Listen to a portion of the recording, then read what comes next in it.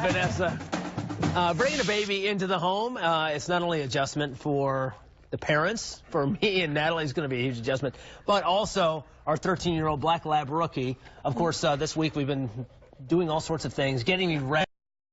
Daddy boot camp, so to speak, and this is one of them, introducing the baby to the dog that you've had for a number of years. And for a number of years, the dog has said, wait a minute, I've been the boss, and now I'm no longer the boss.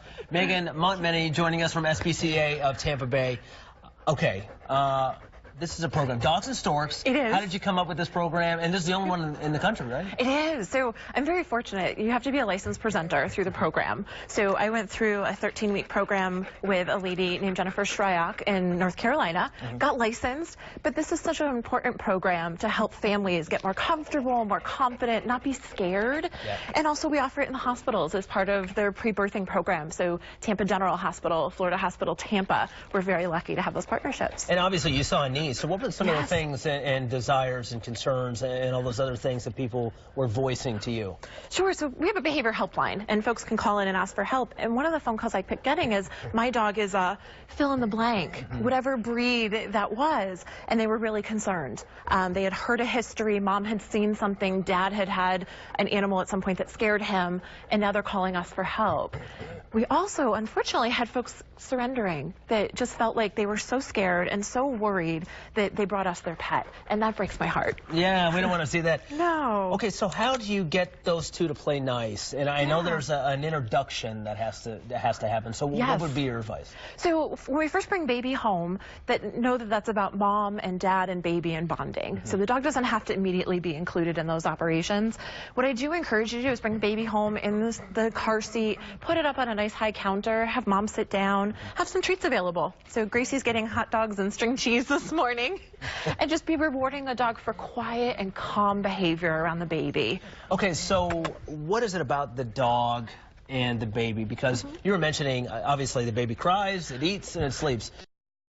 One of the three of those, well, two of them, will disrupt the dog, because when it's food time, that's when the dog wants some food. Yes. When the baby's crying, not exactly pleasant for the dog either. No, it's not. Their sense of smell, their sense of hearing is so much more refined than ours is. And if you think about a baby cries an alarm. Everybody gets up and goes running to see, and we have to help the dog also cope with that, ow, that hurt, right? Their hearing is so sensitive. How can we cope them through that? So one of the things I recommend folks do is get a CD of a baby crying, or I'll pull it up. I know YouTube's got great videos out there. Play it really quiet so the dog doesn't necessarily respond to it, and just lots of treats, lots of cookies for quiet, calm behaviors, and then you can start turning it up a little bit louder. Now, I know dogs can feel neglected as soon as the baby comes home, so how can you, everybody play nice, especially the parents, show some attention towards the dog? Exactly. So that's all about bonding time, right? And so we want to make sure that we give the dog some things that they can do. And that also helps the family preserve their bond, right? Where mom and dad start to feel detached from their dog because now a new baby is on board. One of the things I recommend is a food puzzle toy. So I brought Gracie one this morning, and she's already helped herself to her peanut butter. But you can also make a food puzzle toy for your dog. Really, really easy. You can sit on the couch and just toss them some treats. So instead of getting their dinner from a dish, all you have to do is just hand them their, hey, Gracie May, good girl. All you have to do instead is just toss their treats. And it's a really simple way to bond with your dog, is to let them chase the cookies. Really quick, I do want to mention that you said that training can go as far as Gracie smelling feet, not faces. Yes. So with infants especially, right, the stakes are pretty high here. Yeah. And so I really want to encourage dogs to come check out their feet. Go sniff. Yes. Good girl. Good girl, right? Good job. Instead of their face. So let the dog investigate, but never their face.